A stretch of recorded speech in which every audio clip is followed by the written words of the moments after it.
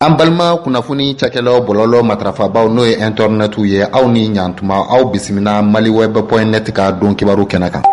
Ya jalo kunnafoni ale de bɛ maa fa ka sɔrɔ i ma dɔwɛrɛ bila i da maa kunnafonilen a ka wusa ni maa kunnasirilen kosɛbɛ kunnafoni disɛ min bɛ ni a bɛ fɔ a ma nouvelle libération a ye kuma ta o don kuma talen kɔ a fɛ a ko fɛn min ye Karim Keita ko Karim Keita ko a na kɛ ni a bɛ sɔrɔ an bɛ waati min na i ko sisan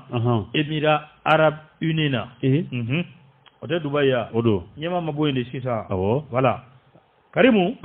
ko a na kɛ a bɛ nin waati ni waati in kɔnɔna la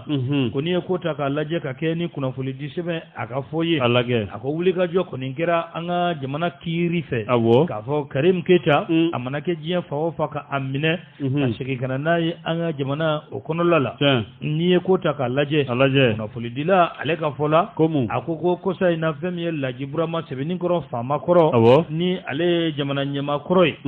a bɔra an ka jamana kɔnɔna la sabula Émirats Arabes Unis olu ye avion bila pankuru kana a nɔfɛ ko ka taa ni a ye sabula a fari jolenba tɛ a kan avion nalen i b'a ye k'a fɔ ko jamana ɲɛmaa kɔrɔ a taatɔ a bɛ fɔ fɛn min ma ko u b'a fɔ cogo di yɛrɛ de escale don ou bien escale don escale voilà escale ko a na kɛ n'a ye escale kɛ kɔnɔwarikaw fɛ yen Karim Keita a n'a ka valise a n'a ka minɛn tɔw ko a na kɛ dɔrɔn ni a donna pankuru kɔnɔ a n'a fa taara fa ye den salon salon dɛ awɔ k'an bɛ don min na i ko bi Karim Keita ko siga yɛrɛ t'a la ko a bɛ sɔn ka kɛ kɔnɔwari jamana o kɔnɔla la ka sɔrɔ anw ka kiiri ko o bɛ a nɔfɛ kosɛbɛ ko tuma na kɔnɔwarikaw sɔnna Karim Keita a ka bɔ cogo di ɲininkali tɔ min a gulonnen tora nin yɔrɔnin in na a tora nin yɔrɔnin in na kunnafoni an bɛ tɛnɛ a ye joona kunnafoni y'a jira k'a fɔ fɛn min ye Ɲɔnɔ ani Sikaso Ɲɔnɔ ani Sikaso ko bagabaga kɔni talen don ka nin dugu belebele fila in ka a sɛgɛrɛ jɔnni kɛlen don k'a ta ko bamaciw don a bɛ fɔ min ma ko alerte maximale ko fɛn min ye an ka wolomasiri tabaw ye ko u b'o o la bi ko n'i ye kow ta k'a lajɛ o fɛn min ye Sikaso ye ko sira kɔni kelen don bi maaw kɔni bɛ sunɔgɔ nka sunɔgɔ bɛ kɛ ka ɲɛ kelen ko o de tugulen to dɔn in i bɛ o yɛlɛ sabula ko kibaruya caman kɔni y'a jira k'a fɔ ko bamaciw ko u bɛ fɛ ka Sikaso a daminɛ Sikaso dugu caman bɛ yen ko olu y'u ta sɔrɔ a la kaban nka Sikaso duguba yɛrɛ ko bamaciw kɔni ko u ɲama kelen don ka kɛ yen de kan ko u bɛ fɛ ka attaque ni ka o kɛ yen o kama an ka wolomasiri tabaw ko u jɔlen don an bɛ don min na i ko bi ka kɛ ni nouvelle libération ka kuma ye ko u jɔlen don u labɛnnen don a mana bɔ fan o fan ni ka kunbɛli kɛ Ɲɔnɔnkaw fana fɛ yen ko a ko kelen ko a bɛ ka labɛn yen bamaciw k'u bɛ fɛ ka u ɲɛsin yen fana ma k'a fɔ k'u bɛ kirunin kɛ yen an ka wolomasiri tabaw k'u kɔni lasɔminen don u kɛlen don ka wuli k'u jɔ cogoya min na jugu mana bɔ fan o fan kɔnɔla la walima kɛnɛma u na a kunbɛn kunnafoni filɛ nin ye nouvelle libération ale ye tɛgɛ ko o sigi a kan kunnafoni ale de bɛ maa fa ka sɔrɔ i ma dɔwɛrɛ bila i da kunnafoni filɛ nin ye nouvelle libération a b'a kɔnɔ tuguni les partenaires exigent la saisie des biens des anciens dignitaires qui merci an ka kalata ko walasa ni ka nafolo kasabi ka a bɔ ka a don a la maa minnu bɛ k'a fɔ waati caman n'u bɛ an ka jamana dɛmɛ a baara la ko u ko fɛn min ye walasa olu ka wari kɔni k'a ka bɔ ɲina ka don anw ka kalata la ko maa caman bɛ yen n'u ye suɲɛli kɛ foroba wari n'u y'a ta bolo fila la ko ka o foroba wari minnu ye o ta a bolo fila la ko ka olu minɛ hali n'u ma minɛ sa u ye wari don jamana minnu kɔnɔ ko ka a wari ka segin n'a ye an ka jamana o kɔnɔla la taa bɛɛ nɔfɛ kunnafoni di sɛbɛn a y'a jira k'a fɔ ko fɛn min ye an dɛmɛbaga jɛkuluw ye ko waati min na Mukutari Wane fanga a ɲɛmaaya b'a bolo ko mana min na u bɛ ka wari ɲini wari min ni a bɛna don kalata la ko fɛn min ye an dɛmɛbagajɛkulu ye u ye nin de fɔ u ye ko maa caman bɛ aw ka jamana kɔnɔ waati min na u bɛ fanga la k'u ye wari caman de suɲɛ ka taa n'a ye jamana wɛrɛw la a kɛra o wari ko ni o ma segin daman ta jamana ma k'olu ka dɛmɛ kelen a tɛ kɛ anw ye kalata sira fɛ a don kofɔlen kama Mukutari One ko a kɔni ma jaabi di ka kɛɲɛ ni nin kuma ye a ye nin kuma in dabirilen to i b'a fɔ jakumabo ka a to ten nka an bɛ don min na ko bi ko nin ye a tile 10 ye nin y'a tile 10 ye fɛn min ye a dɛmɛbagajɛkulu ko u nana se an ka premier ministre min ni a bɛ fanga la bi Choguel Kokala Mayiga ko u sera a ma ka a fɔ a ye ko walasa an ka aw dɛmɛ kalata koɲɛw ɲɛnabɔli la maa minnu bɛ n'u ye foroba wari k'a dun bolo 2 la ko fo olu ka minɛ minɛli tɛ dɔrɔn tɛ dɛ bolofɛn minnu b'u bolo ka a minɛ u la ka a segin jamana ma ko kuma kɔni nana fɔ Choguel Kokala Mayiga ye Choguel ko a kɔni ma a fɔ ayi a m'a fɔ awɔ a ma jaabi wɛrɛ di ka kɛ ni kunnafonidila ale ka fasiri ye nouvelle libération kɔnɔ Choguel ko kuma in fɔra ye waati min na ko hakili jagabɔ caman kɔni bɛ ni makan ko o k'i yɛrɛ la bi o ka kɛ kunnafonidila a y'a yira k'a fɔ ko ni ye nin kow ta ka a lajɛ maa minnu bɛ ni u bolofɛnw ni u ye jamana foroba wari ka a dun ni u bolofɛn caman bɛ jamana caman wɛrɛw la ko Karim Keita ale b'a la Kacho l'enfant terrible de la République l'ex-fiston national a n'a dɔgɔkɛ n'u k'a ma ko Buuba jamana ɲɛmaakɔrɔ ale fatɔ man don voilà la liste restreinte des personnalités dont les biens dissimulés dans les pays européens et certains paradis fiscaux devraient être saisis et rapatriés au Mali. Tout à fait. Donc en fait, c'est du moins la condition que les partenaires du Mali auraient exigé le Premier ministre Choguel Kokala Mayiga pour accepter d'accompagner financièrement les prochaines élections. Donc en filɛ nin ye a jɛlen don pasi ko walasa olu ka anw dɛmɛ ka an ka kalata ka a nafolo kasabi ni ka a bɔ ko kelen pe fo maa dɔw de bɛ olu ka minɛ u bolofɛnw ni ka u segin jamana ma u ko n'i ye ko ta k'a lajɛ ko so belebeleba den dɔw bɛ dɔw bolo jamana kɔ kan dɔw bɛ yen olu kɔni ye foroba wari cɛ ni ka taa a don banki dɔw kɔnɔ jamana kɔ kan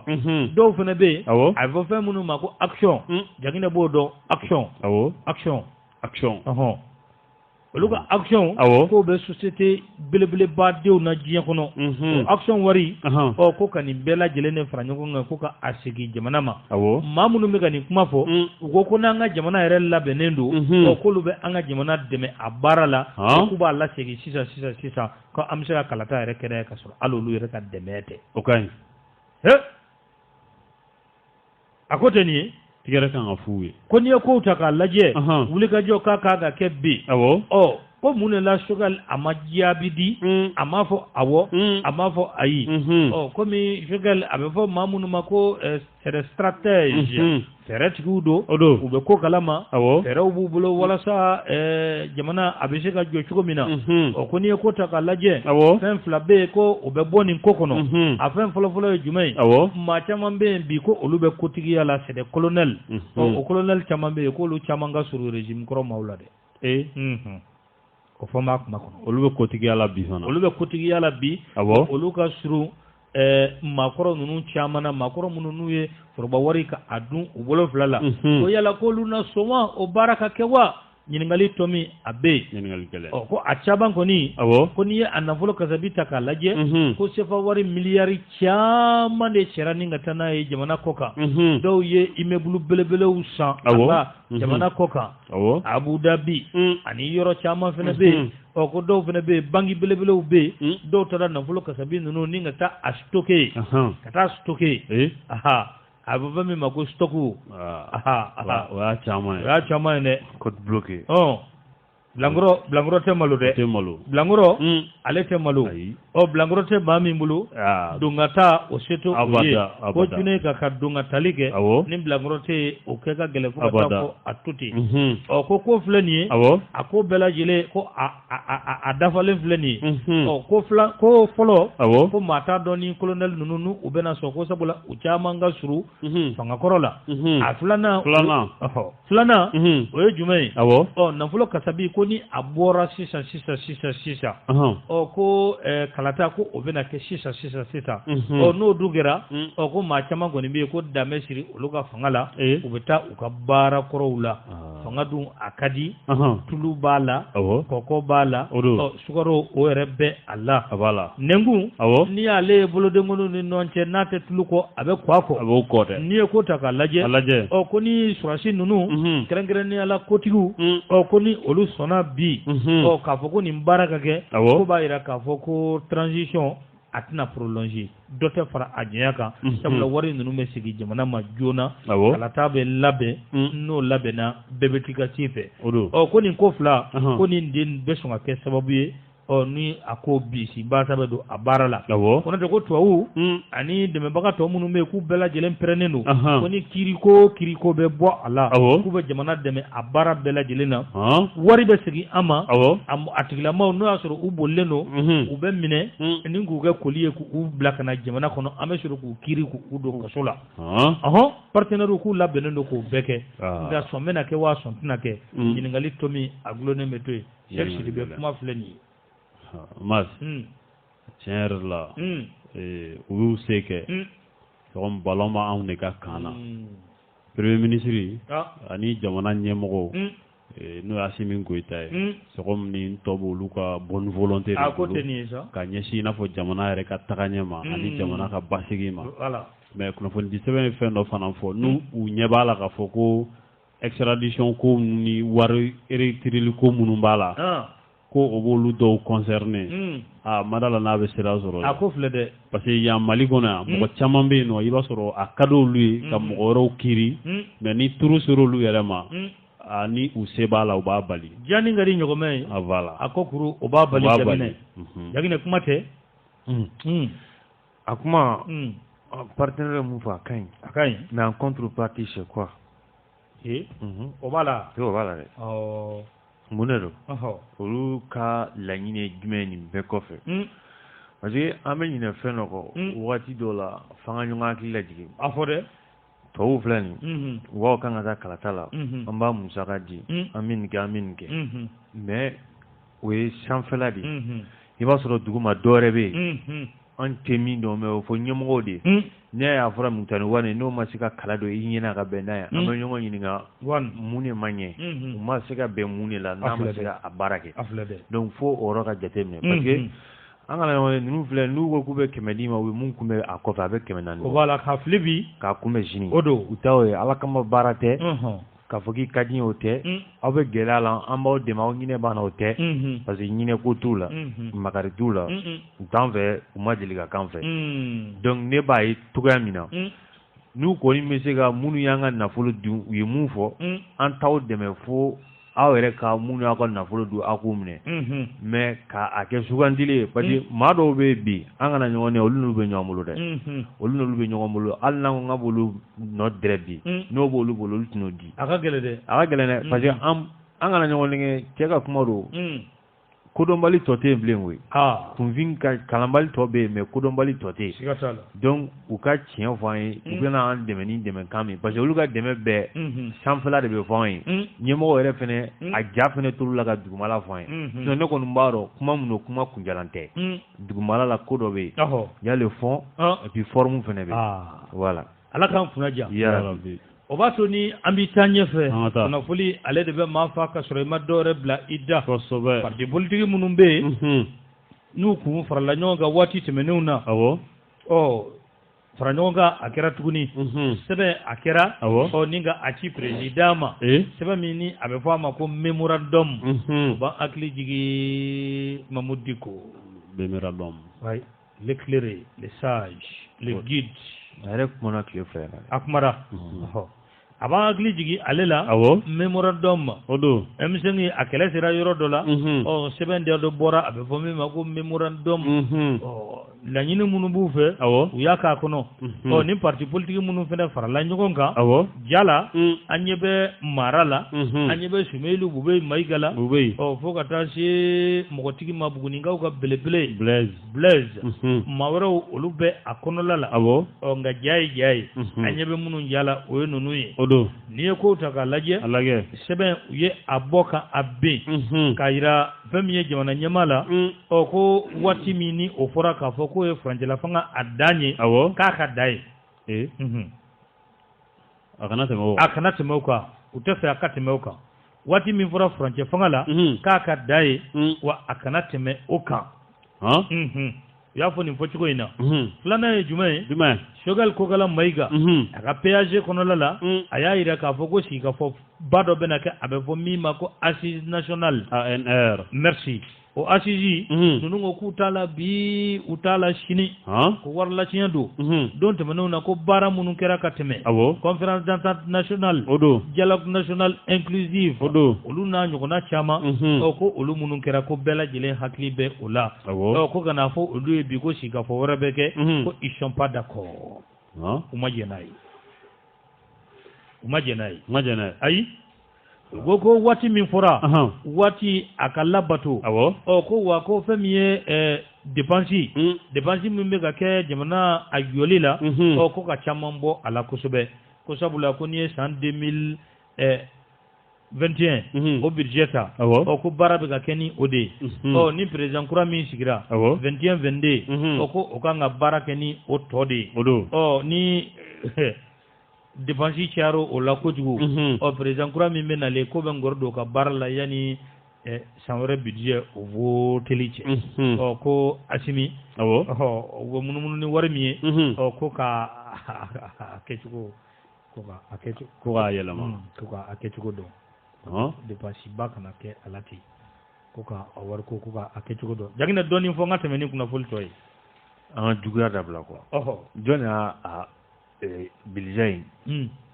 i bɛ ka maa minnu fɔ olu jɔn kun bɛ yen k'a fɔ ko don tɛmɛnenw la k'olu kun tɛ fanga la n'olu de y'a kɛ ka dɔ fara président ka bilija ni fɛnw kan n'olu de y'a kɛ olu de y'a kɛ o est-ce que Asimi de y'a kɛ Asimi m'a kɛ dɛ an kana ɲɔgɔn nɛgɛn parce que fɛn dɔw bɛ yen n'a a bilala juguya minɛn kɔnɔ an kana ɲɔgɔn nɛgɛn u bɛ ka mun fɔ tiɲɛ don parce que hali fanga min bɛ yen bi a fɔra ko ka dɔ bɔ train de vie de l'État ko ka dɔ b'a la u kɛlɛ n'u o kanw ye o tun bɛ kuma o la olu ka kuma in tɛ kuma kura ye mais kuma dɔw bɛ yen a tɛ minɛ da dɔ de la parce que ni da dɔ y'a fɔ dɔrɔn a bɛ minɛ mun ye ne t'a la bi o de la n b'a fɔ bon ne b'a a jigiya ne ka faamu na olu t'a la bi o de don Jaginɛ olu ye premier ministre kɛ yan maa fila b'a la olu bɛɛ ye premier ministre e ye minnu tɔgɔ fɔ olu ye premier ministre kɛ olu ma train de vie olu ma dɔ bɔ a la mɔgɔ wɛrɛ nalen ko ka dɔ bɔ a la o tuma aw tun b'a la mun na aw ma dɔ bɔ a la fanga dafiri ni bi cɛ aw kun ka dɔ bɔ a la Jaginɛ ko san kelen ko dɔ kan ka bɔ a la dɛ o fana y'a tiɲɛ dɔ kan ka bɔ a la mais a maɲi olu de da fanga dafiri ni bi cɛ ko a san kelen ko a dafara ka ban ko n'i ye a san kelen dafali ta k'a lajɛ ko baara si ma kɛ baara min ni tɛgɛ bɛ se ka jɔ a la tɛgɛ bɛ se ka da a baara kan ko n'i ye kow ta k'a lajɛ ko problème kɔrɔ ninnu ko olu bɛ an dala yan fɛn min lakanabaliya ko o bɛ ka yakubaya ka taa a fɛ ko jamana fankura wɛrɛw bɛ yen olu bɛ ka minɛ n'i ye kɛnɛya ko ta k'a lajɛ jango an ka jamana sɔrɔ o kɛnɛya ko sɔrɔ ko tɛ ka labɔli kɛ hali dɔɔni an ka kalanko ko o bɛ dibi la sabula ko n'i ye 100 sarada ta an ka ekɔliw la 30 ko o datugulen don u tilala ka kuma ta tuguni u y'a yira k'a fɔ ko fɛn min ye wulikajɔ ko o bɛ ka kɛ lafasakulu caman fɛ syndikaw ka wulikajɔ kɛ cogoya min na ko bɛ se ka bila o minɛn kɔnɔ ko halisa ko n'i ye transition fanga in ta k'a lajɛ k'u ma baara yɛrɛ de kɛ hali dɔɔni an ka sɛnɛ ko fɛn min ye gɛlɛya dan ye o bɛ an ka sɛnɛ la n'i ye covid fana ta k'a lajɛ ko covid kɔni ko halisa ko o bɛ ka maaw faa cogo min na o bɛ ka maaw faa ten dɛmɛ min kan ka kɛ ko o dɛmɛ ko o ma kɛ hali dɔɔni dunfɛnw ko olu sɔngɔ caman de bɛ ka fara o kan ko jamana yɛrɛ tɛ ka kala don u ɲin na ka bɛn ni a ye k'olu tɛna jɛn n'a ye k'a fɔ ko transition hali miniti kelen o ka fara a kan k'u tɛna jɛn n'a ye bi u tɛna jɛn n'a ye sini an ye wulikajɔ kɛ Hawa Bagayogo ale ye kunnafonidila anw fɛ yan ale ye maaw ɲininka transition dɔ ka fara a kan wa dɔ kana fara a kan min fɔra o la an t'o lamɛn fɔlɔ. An ka jamana bɛɛ furancɛla fanga bɛna bi o kuncɛli tɔ ye kalo 7 ye jamanaden dɔw hakili la o kalo 7 tɔ ye dɔ kan ka fara o kan walasa baara belebele dɔw i b'a fɔ kalata labɛnni lakana sabati la ni yuruguyurugu kɛlɛli ka se ka sabati nka o tɛ fasoden bɛɛ hakilinata ye sabula olu tɛ fɛ tile kelen ka fara don kofɔlen kan anw y'an ka mikoro ta ka taa fasodenw ɲininka u ye min fɔ an ka jɛk'u lamɛn. Ne tɔgɔ Amadu Kulubali ne sigilen bɛ Congo Brazzaville la ne yɛrɛ kɔni ɲinɛ ne b'a fɔ an ka dɔɔni faraka an ka dɔ faraka an ka to sɔrɔsiw tɔw ka baara kɛ an cɛgal an ka to ka baara kɛ ka d'a kan an ɲɛ bɛ min na an b'a ɲini Ala fɛ Ala ka kɛ ɲɛtaga ye parce que nansaraw ta fɛ mɔgɔ fɛn fɛn bɛna i ka jamana kama k'a fɔ k'i n'i ka jamana bɔ dingɛ kɔnɔ o man di nansaraw ye bon ninnu filɛ ka n'u jɔ nansaraw ɲɛ cogo min na u bɛ ka nansaraw bali fɛn caman na n'u ka nali yɛrɛ fana ma diya nansaraw ye an b'a dɔn c'est-à-dire que nansaraw fana ɲɛ b'u la u bɛ ka na ni dusukun na ani hakilina min b'u la bon an yɛrɛ fana jamana sɛgɛnna jamana tɔɔrɔla an b'a kɛ cogo cogo kalafili kun ye ka jamanatigi ɲɛnaman sɔrɔ ne ye jamanatigi ɲɛnaman sɔrɔ ka ban kalafili kun tɛ mais an t'a fɔ kalafili kana kɛ mais pour le moment ne yɛrɛ hakilila la an bɛ se k'a to yen jamana minnu b'an kunna u ka to ka baara kɛ ni jamana ye fɔlɔ u ka dɔ fara u ka to u ka taga ni baara ye Ala ka ɲɛ ka d'an bɛɛ ma. Ne tɔgɔ ye Alassane Mayiga n bɛ Bamako Kalabankɔrɔ ne bolo dɔ bɛ se ka fara a kan nka kɛcogoyaw de bɛ a la ni jamanadenw jɛna ni a ye dɔ bɛ se ka fara a kan mais ne kɔni bolo dɔ bɛ se ka fara a kan cogoya jumɛn na o ye minnu bɛ transition ɲɛma k'u ɲɛsin élection kɛli dɔrɔn de ma k'u ɲɛsin élection kɛli dɔrɔn de ma kɔrɔ ye ka jamana sécuriser parce que jamana fan bɛɛ minɛlen don an na bi an bɛ yɔrɔ min na i ko bi donc yɔrɔ min bɛɛ minɛlen don an na u k'a récupérer c'est-à-dire u ka se ka o laminɛ ka na fo ka se mun bɛ se ka minɛ o bɛɛ de ka minɛ jamana fanba ka minɛ élection ka kɛ sɔɔni bɛ se ka sigi élection mun kan malien fanba bɛ se ka élection mun kɛ malien fanba bɛ se ka i yɛrɛ élection mun na président ka sigi malien fanba fana jɛra ni président parce que an bɛ yɔrɔ min na i ko bi n'an giridirina ka taa élection na tan sisan a ko in a tɛna ɲɛ kosɛbɛ dɛ déjà an tun bɛ transition dɔ kɔnɔ o transition nana bɔ yen ka transition wɛrɛ sigi parce que Bandawo ni Muktar Wan taara ka bɔ yen nɔ a bɛ i n'a fɔ an seginna an nɔ la donc ni an nana haraba ka président dɔ sigi a bɛna kɛ n'an kun y'an dɔn ye donc Ala k'an kisi o ma mais Ala tɛ se ka an kisi o ma ni an yɛrɛ ma an yɛrɛ tanga a ma parce que Ala tɛ a ta kɛ ka tila ka anw ta kɛ anw de b'anw ta élection bɛ anw de bolo yan donc anw de b'a lajɛ mun ka ɲi an ka RCB ka bɔ Ɲamakɔrɔ bon ne kɔni ka hakilina ye min ye vraiment dɔ ka fara transition kan parce que anw de wulila yan k'an niw di k'an ka nafolo bɔ pour que IBK ka fanga jugu ye a ka bin malidenw bɛ se ka lafiya cogo min na bon an ye IBK bin hakilina min ye tiɲɛ yɛrɛ la an nimisi ma wasa kosɛbɛ an kɔni an ɲɛ bɛ taamasiyɛn ɲumanw na ka na an ɲɛ bɛ taamasiyɛn ɲumanw na ka na mais an m'an bolo da caman kan fɔlɔ bon la an tɛ se ka fɔ nin wagati in na ko an bɛ taa élection na parce que munna fɛn fila point fila Mali yɛrɛ tɛ anw bolo yɛrɛ jamana yɛrɛ tɛ an bolo yɛrɛ n'a mɛ i bɛ taa élection na jamana bɛɛ minɛlen jamana de b'i bolo jamana bɛɛ minɛlen don e bɛ taa mun élection na o faut que an ye IBK bin pour que an ka taa élection na jamana yɔrɔ minnu bɛ yen ni a minɛlen don ni a tɛ malidenw bolo o faut que olu bɛɛ ka segin malidenw ma insécurité mun bɛ yen sécurité ka sabati Mali territoire fan bɛɛ filanan ye min ye Mali nafolo burujala yan. Ne tɔgɔ Sengu Jalo Bamako Ɲare la i ye kuma nɔgɔya i ko ko minnu ka surun fanga la olu ko ka dɔ fara a kan dɔ tɛ fara a kan foyi la dɛ ni nanko tɛ nanko dɔrɔn de don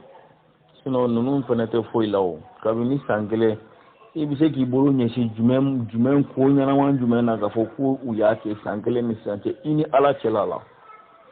ni i bɛ se k'i bolo da kuranɛ kan k'a fɔ ko ninnu ye nin ko belebeleba in kɛ an filɛ nin ne ni Ala cɛla la k'a filɛ nin 18 août 2020 ani sisan cɛ o tɛ yen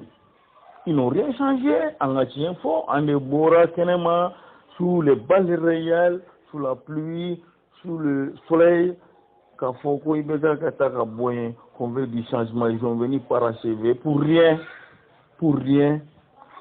donc maliyɛnw an ka bɔ mɔgɔ ko la date min dir'u ma u ka bɛn a ma an ka élection kɛ ni malidenw dara mɔgɔ min na a ka sigi an ka fanga la sinon ne ka danaya tɛ ninnu kan dɔw bɛ ka taa u ɲɛci Asimina ka jɛkulu kan ka t'u frapper Sogɛl la Sogɛl n'a rien fait mais a jo bɛ Sogɛl fana la il faut démissionner de la wa il faut démissionner i ni mɔgɔw bɛ ɲɔgɔn fɛ aw kun tilenna tɛ kelen ye u bila u bila bani ni ninnu tɛ se ka taa non nous ne sommes pas sortis pour ça aw bɛ folklore la propagande la fan bɛɛ fɛ bɛɛ bɛ kuma la min tɛ ka attaquer Bubu Sise ninnu na yen fɛ dɔ bɛ ka attaquer mɔgɔw dɔ la yen fɛ olu ye mun kɛ justice bɛ yen nɔ a ko justice hali sisan justice ma se ka mɔgɔ kɛlɛ minɛ a ɲɛna ni min tɛ min kɔ o bɛ minɛ wa a ye propagande in dabila bani. a tɛ nin ye Janginɛ nin ye fasoden dɔw hakilina ye a ko la dɔw ko dɔ ka fara a kan dɔw ko dɔ kana fara a kan bɛɛ ni hakilina tɛ bɛɛ ka hakɛ b'i bolo Cheikh kuma tɛ nin o don Mas bɛɛ ni hakilina don mais nin kuma in a ka gɛlɛn dɔɔni sabula transition bɛ dabolo mun kan bi n'i y'a ta i n'a fɔ baara minnu kɛra baara tɔba bɛ kɔfɛ mais i tɛ se ka fɔ ko fɛn bɛɛ fana ka kɛ den seliku suko ni dugusɛjɛ cɛ baara dɔw bɛ olu tɛ se ka kɛ donc mais transition tɔ baara minnu bɛ sen na ni a tɛ bɛn transition ma pourquoi pas a tɛ pousser sabula insécurité mun bɛ yen hali n'i ko ko i bɛ élection organiser bi n'i ko ko mɔgɔw ka taa yɛrɛ kofɔ la n'a bɛ f'o ma ko campagne k'u ka t'o kɛ yɔrɔw bɛ yɔrɔ la a tɛ k'u la u ka taga yen. Donc maintenant il faut que fɛn caman bɛ olu ka sigi sen kan olu ka ɲɛnabɔ hali avion ko mun fɔra ni américains y'u ban k'a di Mali ma o avion bɛɛ fana tun bɛna ta de ka kalata labɛn n'a ye sabula mɔgɔw bɛ transporter n'a ye urnes ni fɛnw bɛɛ bɛ transporter n'a ye ka taa yɔrɔ janw la sabula insécurité bɛ siraw la i tɛ se ka fɔ k'i bɛ urne don ni mobili la ko ka duguw cɛ ci donc nin bɛɛ ye gɛlɛyaw ye minnu bɛ se ka kɛ sababu ye comme élection date a bɛ se ka lasama dɔɔni a bɛ se ka mɔnɔbɔ dɔɔni merci sabula a gɛlɛya ka ca n'o tɛ kunun fɛn min ye ɲɔrɔnkaw fɛ yen Janginɛ jama bɔra dɛ a bɔra ka dɔ fara transition jɛya kan u ye ka kalandenw bɔra ko ka dɔ fara transition a jɛya kan a kɛra Janginɛ kuma tɛ nin ye yanni ka taa n bɛ sigi kɔfɛ dɔɔni ta kɔfɛ i ye memorandum kalan k'a bɔ a memorandum kɔnɔ ko da dumuni sɔngɔ ka gɛlɛn la vie chère ko kalanko k'a bɛ cogoya min na ko bɛɛ b'a kalama ko a bɛ ka don galama la n bɛ sigi kuma in kan tiɲɛ don walahi o ye mun fɔ tiɲɛ don hali bi mɔgɔw bɛ ka taa u jɔ primature da la pour que ka an kana ɲɔgɔn da dumuni gɛlɛya cherté de la vie tiɲɛ don kalanko a bɛ bisimila la imam bugula an kana ɲɔgɔn ɲɛgɛn falice kan bu t'a la mais minnu bɛ nin memorandum in sɛbɛn a ma fɔ a bɛɛ a maa caman bɛ yen olu y'an bila dingɛ kɔnɔ u y'an bila a kɔnɔ dɛ k'a da u ka marako juguya kan ani dunko juguya min kɛra olu tile la an b'o de kɔnɔ donc ne m'a fɔ n k'u bɛ ka mun fɔ tiɲɛ tɛ dɛ a bɛ fɔ ninnu ye tiɲɛ don an bɛɛ bɛ jɛ k'a fɔ bi cherté de la vie an b'a kɔnɔ foyi tɛ kuma nɔgɔn jamana in kɔnɔ c'est vrai mais kuma dɔ bɛ yen a tɛ minɛ da dɔ la a tɛ se ka minɛ olu da parce que olu de y'an bila a kɔnɔ u y'an bila a kɔnɔ dɛ an kana ɲɔgɔn ye transition a farali dɔ farali a kan dɔ farabaliya kan donc ne y'a kuma fɔ yan ne tɛ labɛn foyi kɛlen na mun bɛ se ka to k'a fɔ k'an bɛ taa kalata la o ne ka faamu ye ne m'a labɛn parce que i mana mɔgɔ ɲininka ko bɛ dɔ kalama kalata la o b'a f'i ye ko ale ɲɛ tɛ fɛn na mun bɛ se k'a to an bɛ taa kalata la wa ne ye fɛn dɔ faamu o tɛ dɔwɛrɛ ye kalata yɛrɛ labɛnni sama-samali b'a la sama-samali tɛ dɔwɛrɛ ye administration territoriale o bɛ fɛ k'a labɛn Choguel min ye premier ministre ye o bɛ fɛ ko organique k'a labɛn o question yɛrɛ ma tranché fɔlɔ o ye gɛlɛya dɔ ye o gɛlɛya b'an kan lakanabaliya b'an kan fɛn caman wɛrɛ yɛrɛ bɛ wari kasabi min kan ka don a la o bugunatigɛ yɛrɛ waati dɔ la a dɔnna nka a t'an bolo ko 90 milliards administration territoriale tun bɛ fɔ waati dɔ la n'i y'a bɛɛ kɛ ɲɔgɔn kan a bɛ 97 milliards ma administration territoriale tun bɛ fɔ waati dɔ la k'a kan ka bɛn o ma a t'an bolo n'i an ka bɛɛ kɛ 100 milliards ye o b'an bolo a t'an bolo mais on a besoin de partenaires pour que an ka to kalata la olu fana bɛ n'o conditions poser a t'an bolo fɔlɔ transition ko fɛn kelen jumɛn de kɛra an bɛɛ kɔni b'a dɔn kɔni kalo san kelen kɛra ɲɔgɔn sɔngɔnsɔn la jɔyɔrɔ ko la bon dɔ farali transition kan n'i y'a kuma fɔ sisan nɔ dɔ bɛ fara a kan a bɛ kɛ ka Choguel le to ye wa a bɛ kɛ ka Assimi le to ye ne kɔni t'o dɔn sinon dɔ bɛ fara a kan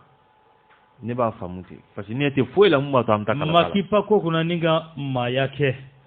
kunun Soumaïla Boubé Maïga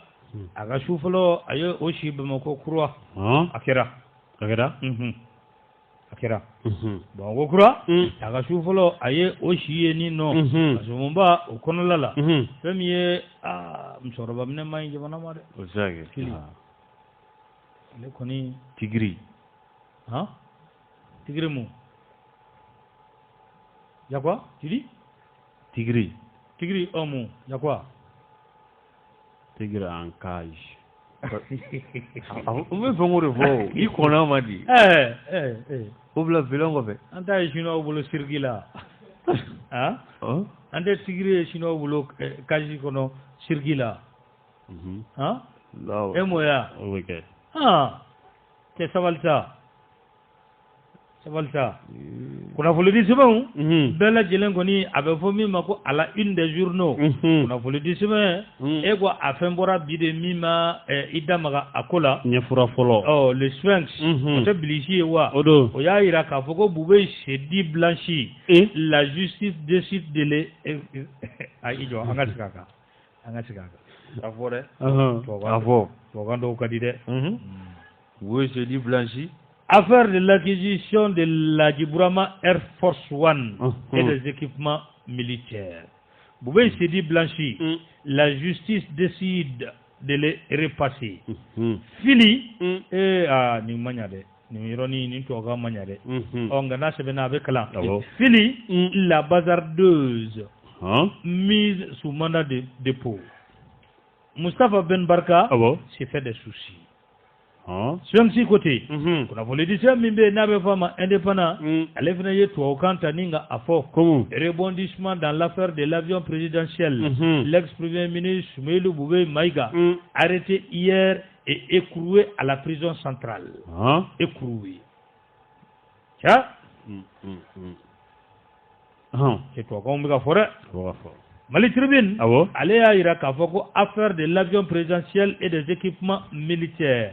Soumeilou Boubé Maïga et Madame Boire Fili Sissoko placés sous mandat de dépôt. On a voulu dire ça, mais il y a vraiment les points. Allez venir Kumata. Affaire de l'achat de l'avion présidentiel et des équipements militaires.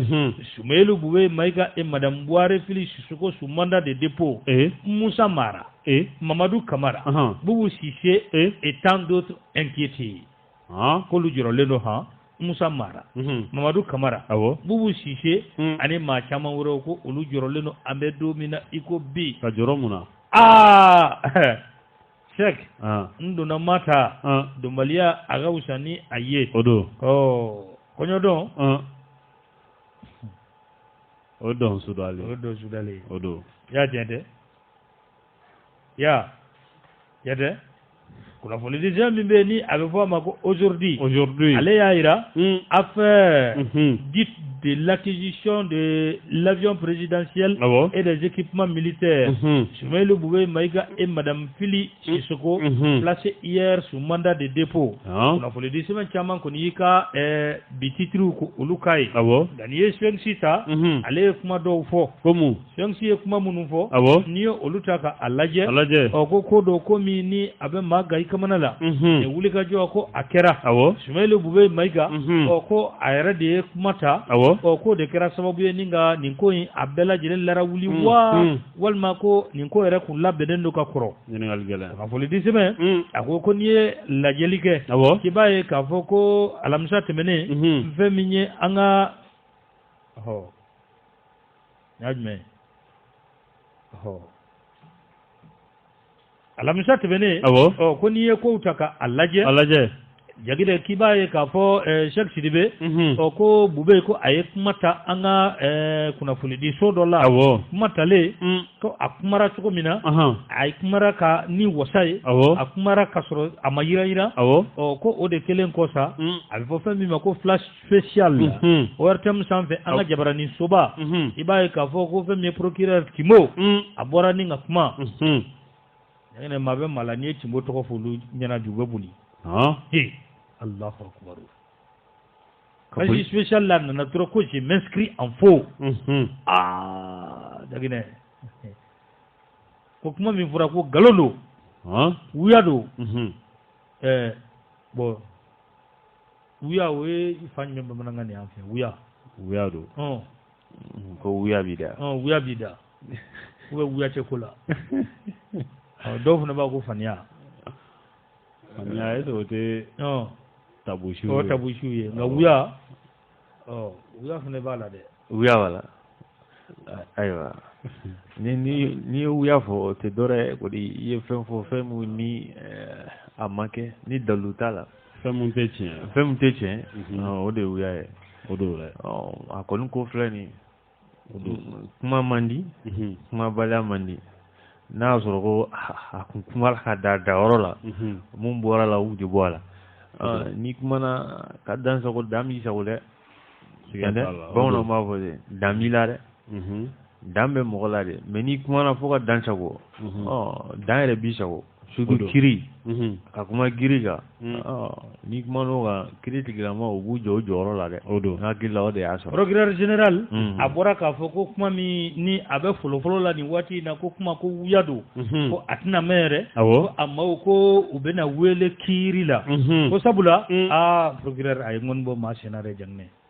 ko sobe an mi ga joro ni fe mi no haute cour de la justice o jaw kuma de be foni assemblée be ni assemblée te droit bana ni akè droit be mine aw ko bere jelen fle ni a bere jelen fle ko cour de la justice kuma be fo ni assemblée be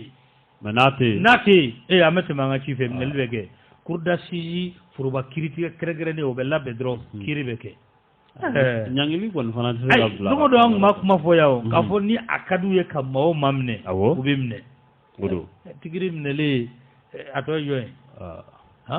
atobe ay me faga mi vie imanga kuma famu tigiri ga gringoy tigiri wara mi wara aka gri bo tigiri mnele le hibu le quoi les liens les gazelles ay voilà voilà les hibou les liens les moutons, les poulets, au peut même tigri kuno mai jawla dobe ka tigri bagwen demna on zone DPC bagwen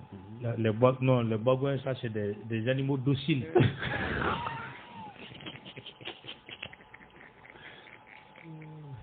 D'ailleurs lu ma faru ils sont dociles ay kono do bala de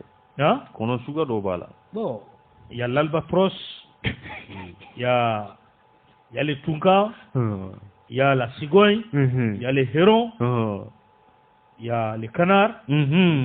voilà donc c'est la panique au village ni manjugu ni panique ya ma kuna police do ka sebe ko Moussa Mara inquiété ya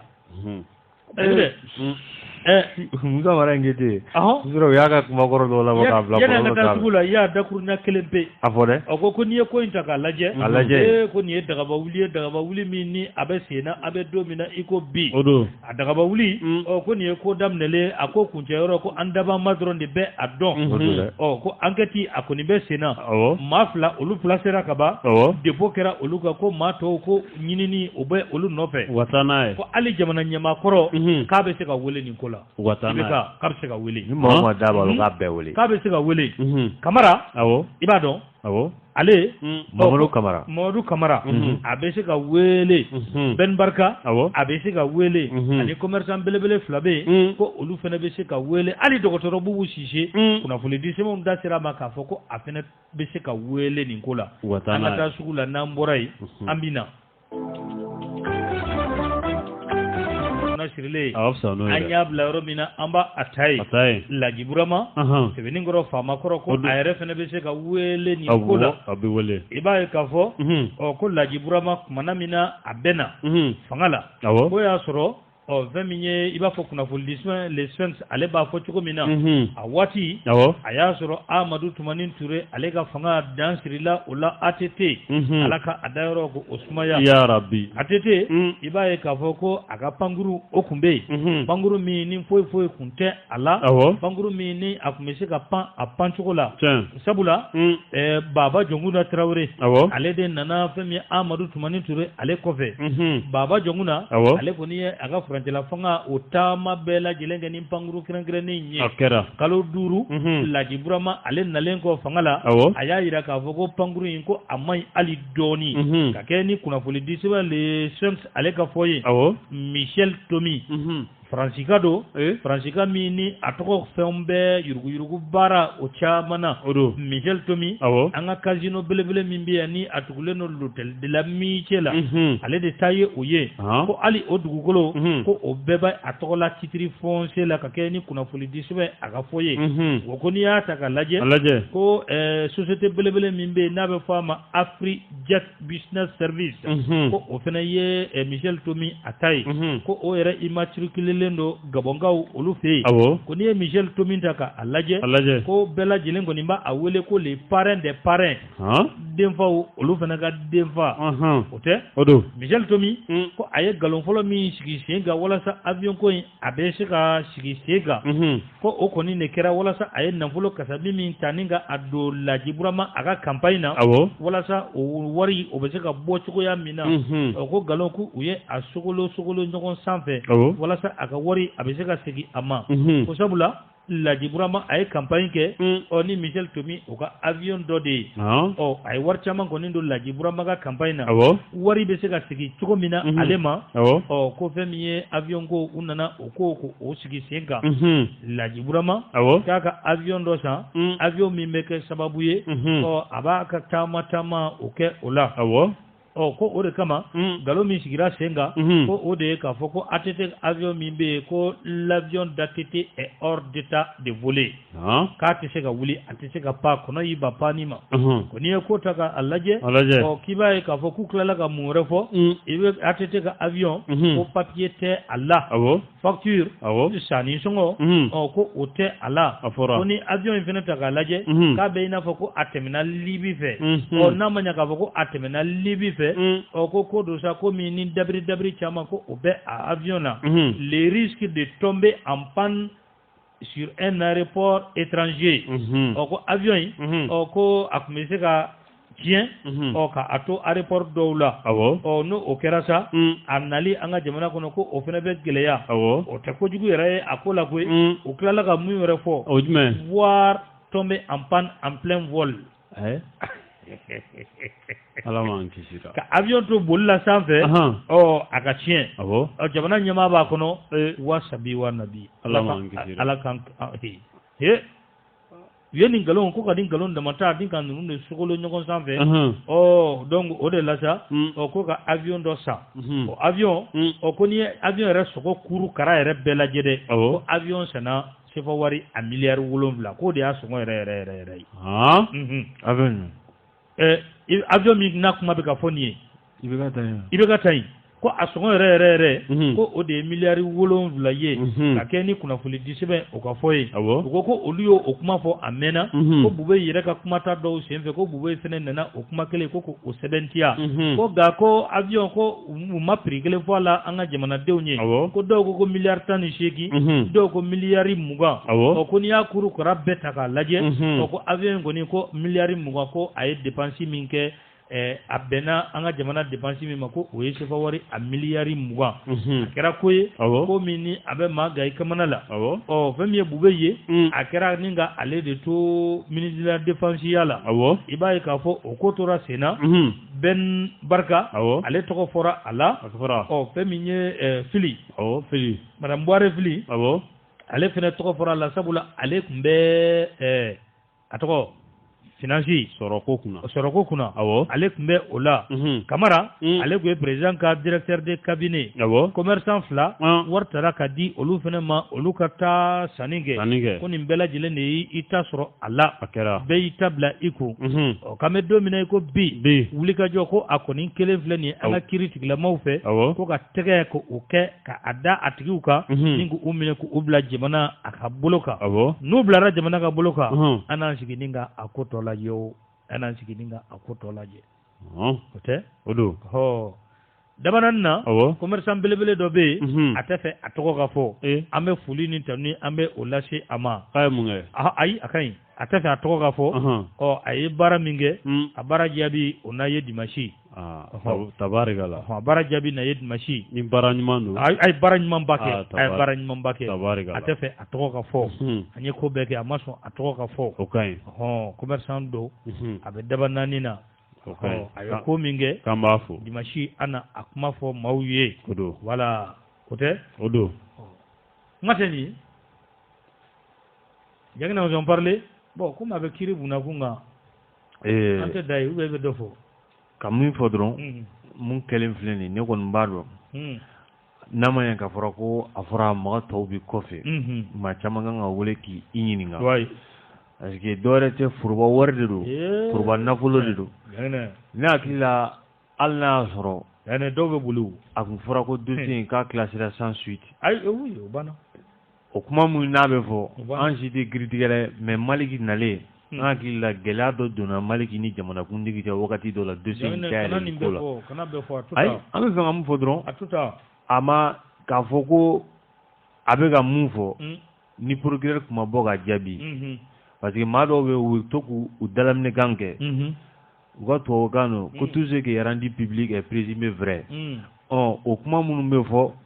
mo fe o mo ko ne be kila ka boga fo ko muna procureur kila ka boga yana kuma kera domina anya procureur fo yaay wal tellement que kibaruya tellement que diabi nana na kuma la voilà parce que ni na ma fota ni procureur ku mena na ma kuma u kila ka fo ka fora critique la mo nyena kuma boga kuma procureur timbo u bora ka kuma fene o fene gara gele o tla man ku miam tanjami non parce que e mo kana na fo kibito ki inenge mo ko kula kuma be quoi a kuma sugu ninnu ka dabila wali jamana wari de dunna maa dɔ fɛ ni siga kɛra maa minnu na k'i b'a gestion na wagati dɔ la ko k'i wele k'i ɲininka n'o fana ka chasse sorcière an bɛ taa min o tuma an minnu ma bila baara la an de bɛna wele k'an ɲininka. Jangene ni tubabukan lamɛn le point a kumara a ko outre Soumaïlou Boubé Maïga et Madame Bouare Fili Sissoko des noms d'autres gros bonnets du régime défunt circulent dans les coulisses. Il s'agit entre autres de Moussa Mara, Mahamadou Kamara, Boubou Sissé. Tous, selon nos informations, seront convoqués et attendus par la chambre d'accusation de la Cour suprême. Pourvu qu'il n'y a aucune intention politico-politicienne déguisée derrière cette lutte contre la corruption. Tant décriée par les Maliens. Le peuple. Voilà. Maniana. Agangake. Mama be Brahma. Qui kanga nyininga kola. Ama jire e ma jire ne ma jire Sheikh ma jire. Ya na tanyi nga nasa. Munu ya jire. Na bro ko golu nyininga. Ne be fanga mado re nyininga. Munu bala ko chasso sorcière ko. Jenne ko fo, jenne fo. A be net na mo. Jenne kana wulu la mesa. Ay me fanga mu fo dron. Ay ijo sa nga fo. Babu tieni ni sa. Ay babu ay. Anga kiri baga. Olu de ya kea. Olu munu yere ba fo ko chasso sorcière. Olu yere ya baraka. Mu bolo be barala no ma nyininga ne be nyininga. Allah. Ade ya waru ade ya a transaction na fɛn bɛɛ kɛ e de bɛ wele bɛ ɲininka la dalu min bolo b'o de di ne se ka kɛ da la i b'o de di dɛ ba dunbaga caya parce que i b'u mankan mɛn ko juge damadamani ko se ka jamana tile ko an ka bɔ nin ko ninnu kɔnɔ an ka bɔ jumɛn kɔnɔ an ka kiiri to a ka baara kɛ mɔgɔ minnu ye jamana jiri olu de bɛ ɲininka jamana gestion na mun b'a jiri o tɛ se ka wele k'o ɲininka o la an ka kiiri to a ka baara kɛ kɔnɔ tɛ to wara kungo la fɛn fɛn bɛ yen ni da b'a la an b'a ɲini kiiritigɛlaw fɛ k'u bɛɛ wele k'u bɛɛ ɲininka ni mun ka kan ka kɛ mun na o k'o k'o la bato bɛ yan dimanche ala ka dimanche yira na bato bɛ yan dimanche 14h pile Mohamed Ali Bachili jagene ala ka si yɔ k'a kɔnɔ ya rabbi an ti taa lujura kɛra lu minnu garisigɛ ye an ti taa yen ɔ hakɛ sɔsɔ bɛ yen fana dɛ hakɛ sɔsɔ bɛ yen Fatumata Sise ale ye kuma galama tɛngu u ka ɲɛmaa la an ka jɛ k'a lamɛn. Lujura kɛlen don an balima minnu garisigɛ ye u caman diminen don ka sababu kɛ foroba baara n'o ye fonction publique ye o ɲɔgɔndan min kɛra san 2019 minnu ye san sɔrɔ o la halisa u tɛgɛ ma se ka da u ka sɛbɛn kan n'a bɛ fɔ o ma arrêté o sɛbɛn dun de bɛ foroba baara sɔrɔli sɛbɛntiya Ibrahima Jara n'ale ye lujuratɔw ka fara ɲɔgɔn kan kulu ɲɛmaa danga ye an ka jɛ k'ale lamɛn. Ni y'aw balima lujuratɔw ye an ye ne ye comité scientifique maa ye ne tɔgɔ ye Ibrahima Jara ne ye secrétaire général ye comité scientifique la comité scientifique ka baara jɔlen don pour l'éveil de conscience des handicapés comité scientifique ka baara ye lujuratɔw ka sariya minnu bɛ sɔrɔ lujuratɔw ka hakɛ k'u dɛmɛ k'a ɲini k'a d'u ma an y'o mɔgɔ ye an balimaw bi an selen bɛ Mali aw ma Mali ye hinɛ jamana de ye Mali ye koto ɲɔgɔn tala jamana de ye mais balimaw an ye deli kɛ ka kuma bɛɛ kɛ cogo bɛɛ lajɛlen na fonction publique mɔgɔw fɛ u ma sɔn fonction publique mɔgɔw ye mun de kɛ n balimaw Mali fonction publique mɔgɔw ye concours organisé 2019 fonction plus organisé 2019 où il communiqué que ko begana concours que communiqué kɔnɔna na bɛɛ nana bɛɛ concours kɛ ko communiqué kɔnɔna na ko concours la ko mɔgɔ 800 ani mɔgɔ 84 de bɛ ta baara la mɔgɔ 800 ni mɔgɔ 84 bɛ ta ko lujuratɔw ka hakɛ fɛnɛ b'a la walima o concours kɛ ni o hakilina ye an ye concours kɛ mɔgɔ kɛnɛmaw ni mɔgɔ lujuratɔw an ye concours kɛ ten concours kɛra a b'a kalama fonction publique la ni dossier la donna ni minnu ka dossier ma olu bɛ rejeté lujuratɔw ta ma rejeté o kɔrɔ ko lujuratɔw ta ka ɲi kalan kɛra ten concours kɛra ten concours bannen kɔfɛ u ye an wele an ka mɔgɔ dɔw wele ko k'olu passera direction centre examen concours mɔgɔw dɔw wele ko ko n balimaw ko aw passera ko pour que an k'a dɔn yɛrɛ ma a ye lujuratɔw ye k'aw ka na aw ka na contrôle physique kɛ an balimamuso dɔ yɛrɛ bara ale bɔra fo Gawo aw bɛna a yɛrɛ ka intervention sɔrɔ kuma kɔnɔna na a yɛrɛ bɛ intervenir kuma kɔnɔna na a nana a ye contrôle physique kɛ ani papier bɛɛ kɛra u ye contrôle physique kɛ u k'u ma k'a ye taa n'Ala sɔnna a ma aw ka arrêté a cayalenba ye tile 3 semaine kelen comme secrétaire général du gouvernement olu de bɛ numérotation kɛ ka ok k'a kan pour que arrêté ka valider n'Ala sɔnna a ma arrêté bɛ daminɛ semaine kelen n balimaw mɔgɔ kɛnɛma minnu ni anw bɛɛ ɲinan k'an bɛ taa nin communiqué na ɲɔgɔn fɛ mɔgɔ kɛnɛmaw ka arrêté b'u bolo depuis vraiment le 20 avril 2020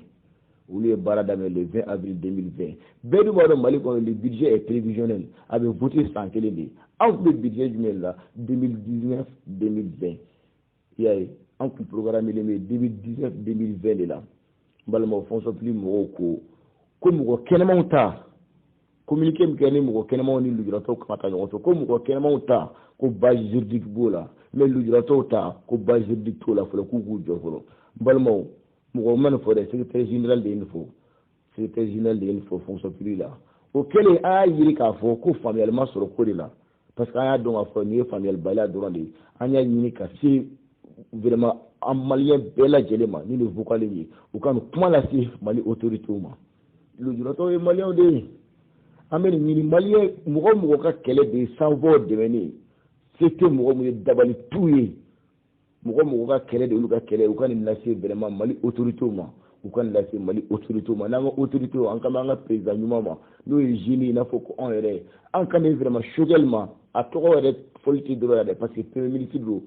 an ka nin mɔgɔ mɔgɔ de ko Mali kura kɛlɛ an jigi ala an jigi aw ye ala se tɛ aw ye se t'anw ye fanga t'an na mais an de kalan an fana ye kalan kɛ kalan bannen kɔfɛ an ye concours kɛ i n'a fɔ mɔgɔ kɛnɛmaw tɔw mɔgɔ kɛnɛmaw bɛ baara la nin y'a san kelen an n'olu bɛɛ de kan ka taa papier kelen de ko an bɛɛ bɛ taa ɲɔgɔn fɛ mɔgɔ kɛnɛmaw bɛ baara la ni balima maliyɛnw nin y'a san kelen de ye parce que an ye lujuratɔ ye parce que an ye bolo kelen ni sen kelenninw ye ko parce que an ye namaraw ye parce que an ye ɲɛfiyɛntɔw ye tɔw ka arrêté bɔra ka d'u ma an ta bolo kelen dalen don maliyɛnw an y'an jigi kɛ ala y'an jigi kɛ aw ye maliyɛnw an y'an jigi kɛ ala y'an jigi kɛ aw ye se t'anw ye bilen an tɔɲɔna an jogo de kan mais an tana an bɛ taa komi an bɛ taa jami an bɛ Mali de kɔnɔ Mali ye sariya jamana ye Mali ye hinɛ jamana ye Mali ye koto ɲɔgɔn tala jamana ye Mali ye mɔgɔw ka hakɛ jamana ye n'i y'a mɛn Mali bɛ ka lobo laban a tɛ ka di dɔ wɛrɛ tɛ koyi mɔgɔ tɔɲɔ tɛ kɛ Mali kɔnɔ mɔgɔ tɔɲɔ man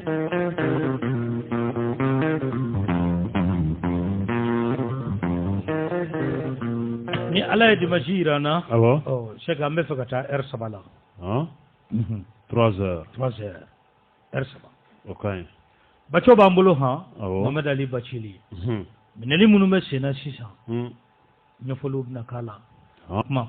a yɛrɛ de y'a ɲini k'a bɛ kuma tabarikala Alahu akubaru sinon a kun mɛnna ka sɔrɔ Baco tun bɛ ka waati de kɔnɔ waati sera sa le moment opportun merci an bɛ fɛ ka taa heure 3 la an bɛ foli an b'a di daba naani na an bɛ bɛɛ fo ye an ka fɔ tan an bɛ daba naani bɛɛ fo o tɛ merci y'a i bolo bɔ nɛgɛjuru kan dɛ 20 28 65 allo Bura Jalo n b'i fo a diyara n ye Dawuda ka bɔ Falajɛ Buranjɛ n b'i Sidibe fo n b'i Bubula fo n b'i Jemina Jan fo aw bɛnbaw bɛɛ fo tabarikala ani an ka directeur ba Omar Cɛfi Mariko merci n bɛ min f'i ɲɛna mɔgɔba o tɛ foyi ye ni fɛn dɔ de ye parce que i bɛ mɔgɔ min ye Soumaïla Koumana, peut-être il doit y tomber au Yorolaire. Abembolo. Maison de l'âge. Aïe, à comment Abembolo. Le prêt. À quoi? Qui a payé? Qui a ordonné de payer? Qui a donné l'argent à l'égide de payer? Bon, fais-moi domi. Mɔgɔ min tun bɛ fanga la o waati la o hakili la ko tulonkɛ kuma lo tulonkɛ kuma tɛ mɔgɔ ba ka kuma tɛ bin dugu ma Buraj ni kuma de fina jamana nin na sisan a ka cɛ min bɔ nin ala k'o dɛmɛ mais hinɛ min bɛ Mali la premier a tɛ sisan dɛ hinɛ tɛ de foyi tɛ se ka toucher jamana nin na foyi ne bɛ min fɔ premier ministre Cogele o ka taa n'a ye an de bɛ an ka carte ta ka taa an bɛ voter bon an ko ni mɔgɔ min nana a bɛ hinɛ an na an tɛ taa élection la ni jamana nin ma ɲɛ a y'a fɔ comment ça s'appelle président transition la kana sira foyi la an de bɛ yan aw bina fɛ ka aw mobiliser an t'o ka 400 la tuguni an t'o ka 1000 merci daw an b'i fo ya jalo daw kamɛ nin yɔrɔnin de ma ni yɔrɔnin kɔni a kamɛ nin de ma Soumaïla Cissé. Qui sont les responsables de cette tragédie? 2. Qui a choisi et commandé les hélicoptères? 3. Qui a ordonné les achats et à quel coût? 4. Qui a procédé au règlement et de quelle manière? 5.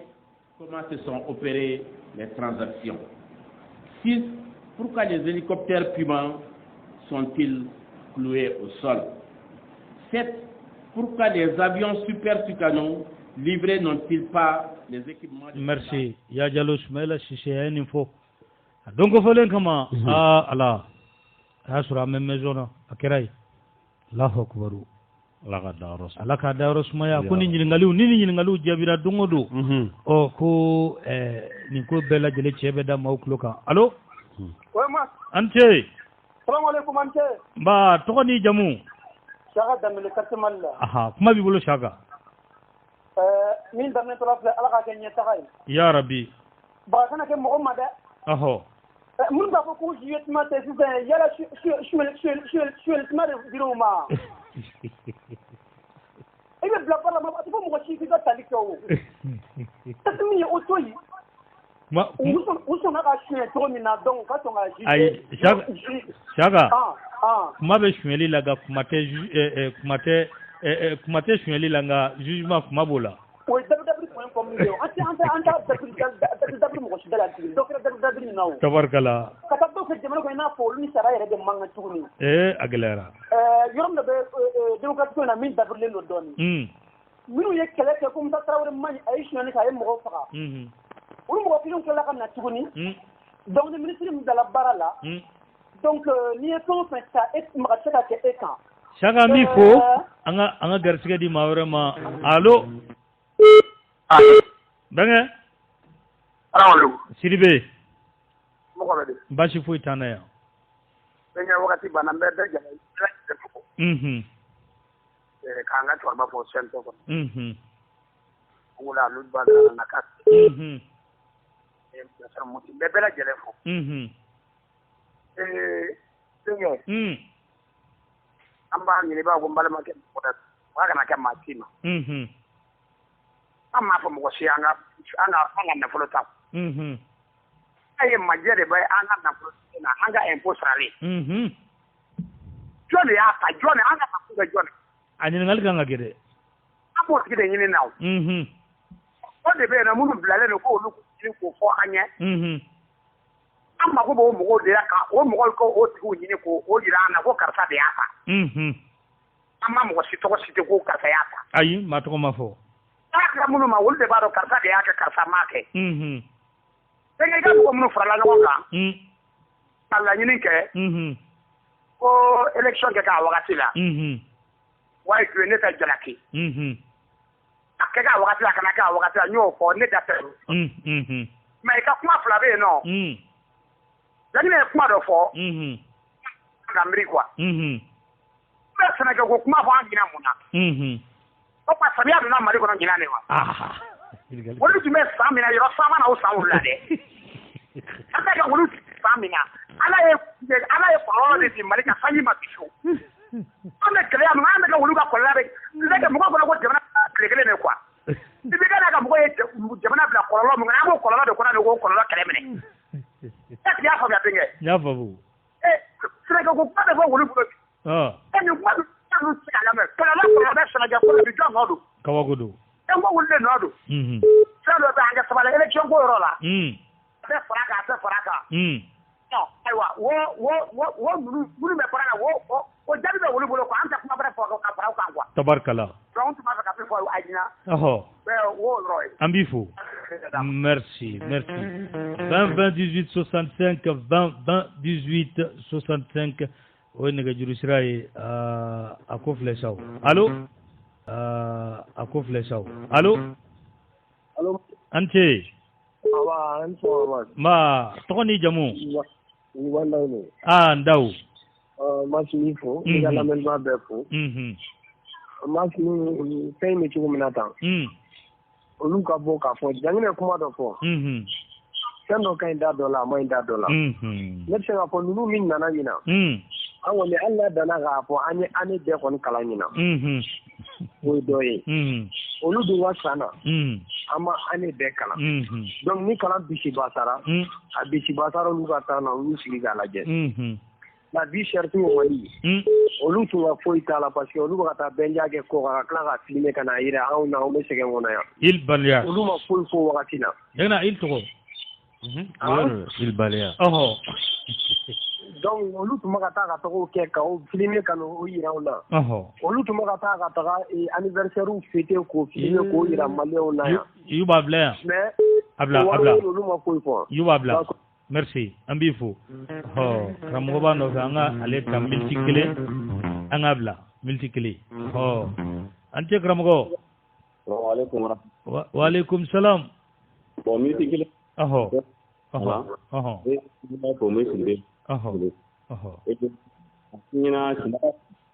a ka di n ye ka to ka nin bila a la o ye fɔlɔ ye filanan ye min ye an ko waati dɔ la ko Badaw bɛ ka hakili jigi bɛ ka système na tuma min na a ye Musa Wani sera ka démission bila dɔrɔn a y'a reconduit an bɛ k'a ye ninnu fana bɛ ka hakili jigi a la k'a da kan an y'a ye Bubu Sise kun bɛ waati min na a taara dɛmɛ ɲini waati min na a fɔra ko ni yurugu ma kɛlɛ ko donc ko a tɔgɔ de dɛmɛ ti kɛ u nana ka na Bɔkari Togola minɛ bon an ɲɛ b'o o ko kelen de la i n'a fɔ i bɔra k'a fɔ cogo min na donc u nana ka na fɛn nin fɛnɛ minɛ n'o ye i ka dɔn k'a fɔ Sumaworo Bube ye an bɛ mun f'u ɲɛna ka kuma kun cɛ ni Ala sɔnna ma don dɔ n bɛna dugawu dɔ kɛ ka ɲɛsin juges ni procureurs ni avocats fɛnɛ ma ni Ala sɔnna ma n'u y'a kɛ a bɛ u ye mais n'u m'a kɛ kana ɲina Jarakɛ ka sa sen 4 dugawu kɔ dɛ ni Ala sɔnna inchallah don dɔ n bɛna dugawu kɛ mais kɛrɛnkɛrɛnnen juges ninnu u k'a kɛ o de ye kɛ sinon n'u m'a kɛ an bɛna dugawu ɲɛsin yɛrɛ ma Ala bɛ wuli kama ni Ala sɔnna ma Ala ka basigi Ala ka n'aw dɛmɛ ami merci karamɔgɔ voilà an ka bi ta bila Cheikh Sidibe foli kɛ ka lamɛnbaga bɛɛ lajɛlen fo ami fɛn fɛn kun sɔgɔlen don an na sɔgɔmada in na an bɛ bɛɛ fo ka ɲɛma fo ko joyeux anniversaire ani Fanta Konate joyeux anniversaire au passé dɛ non anniversaire dugujɛ o ye fana anniversaire voilà fo 3 jours i bɛ se ka anniversaire souhaiter sinon kunu maa i sen kɔ bɔ dɔɔnin dɛ n'a nana a b'an ta d'an ma ayi an ta bɛ sira la ka bɛɛ fo a bɛ 20 ans kɔnɔ y'a bɛ ka fɛn dɔ kɔrɔ dɛ y'a kunu ta don wa n'o tɛ mun na n y'o teliya dɛ ka bɛɛ fo mɔgɔ ma sɔgɔlen b'an na an bɛ dugawu kɛ bɛɛ lajɛlen Ala ka juma wɛrɛ jira na Ala ka juma wɛrɛ d'an ma Ala ka jamana Ala ka basigi ami ka bɛɛ fo ni Ala ye dimanche jira na an bɛ fɛ k'a kɛ heure 3 ye an bɛ fɛ k'a kɛ heure 3 ye Janginɛ an bɛ bɛɛ fo Baco b'an bolo tilegan fɛ su fɛ Bitar ale b'an bolo Ala ka aw tulo garisɛgɛ kɛra kunnafoni la kumaba minnu ye maliweb.net sanfɛla la o de ye nin ye ni Ala ma an ka jɔnya jɔn an na a kan an bɛɛ kunnafoni wɛrɛw kɛnɛ kan